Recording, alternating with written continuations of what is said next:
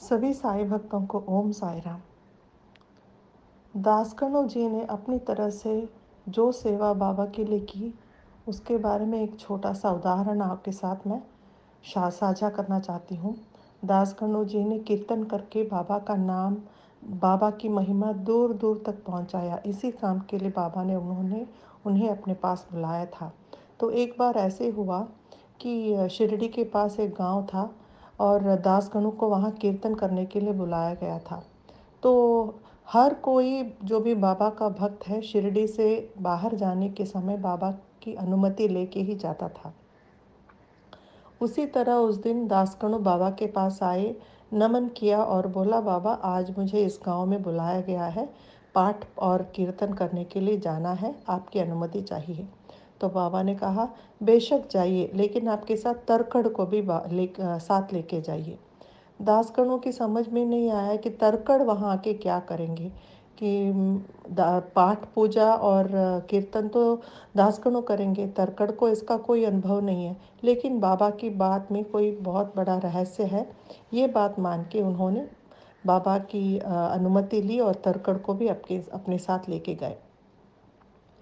जैसे ही हमेशा दासगणों की एक आदत होती थी कि जहाँ भी जाएंगे बाबा की एक तस्वीर साथ में लेके जाते थे। तो हाथ में तस्वीर लिए वो उस गांव में पहुँचे और गांव के अंदर अभी जा ही रहे थे। वहाँ गांव वालों ने पहले से एक जगह बना के रखा था, एक पेड़ के नीचे इनकी कीर्तन और इनका प्रवचन सुनने के लिए। तो वहाँ जाने की जा ही रहे थे कि सामने से बहुत सारे भील जाति के लोग आ रहे थे इनकी तरफ, और वो एक शव को अपने साथ लेके आ रहे थे, 4 लोग उठा के ले आ रहे थे।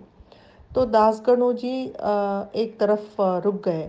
तो उन्होंने जो आ रहे थे सामने से, उन्होंने पूछा, तुम कौन हो, कहाँ से आ रहे हो? तो दासगणु ने बड़ी बड़ी विनम्रता से बताया कि मैं शिरडी से आ रहा हूँ, मेरा नाम दासगणु है, इस गांव में कीर्तन करने के लिए आया हूँ, बाबा की महिमा के बारे में मैं सबको परिचित कराने के लिए आया हूँ।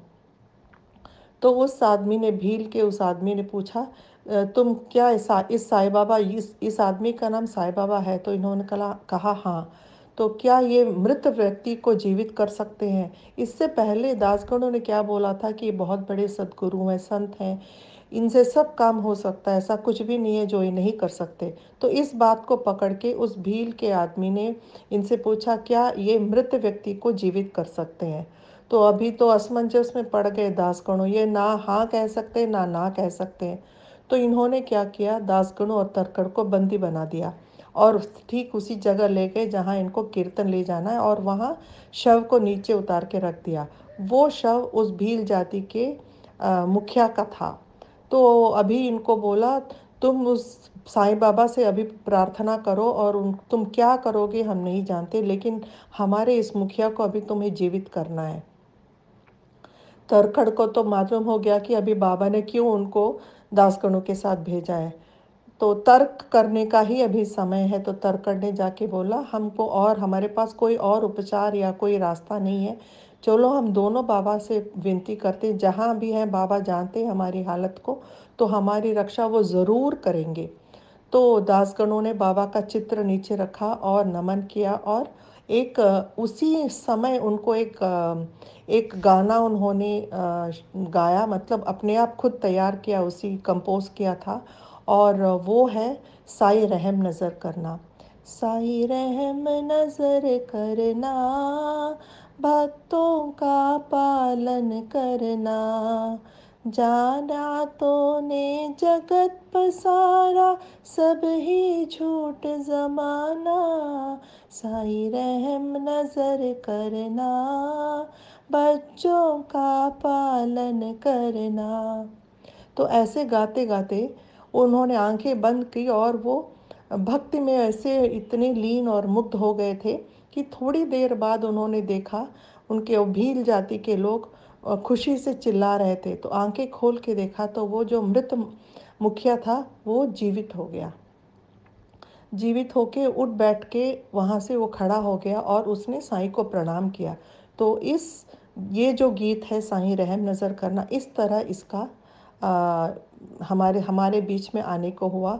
और मैं इस बाबा के इस भजन को, दास गणों द्वारा लिखे इस गीत को बहुत बहुत चाहती हूँ, इसलिए कि ये हमारे ज़िंदगी का, जैसे हमारे शरीर में खून दौड़ता है ना, इस तरह हमारी भक्ति के लिए एक बहुत बड़ा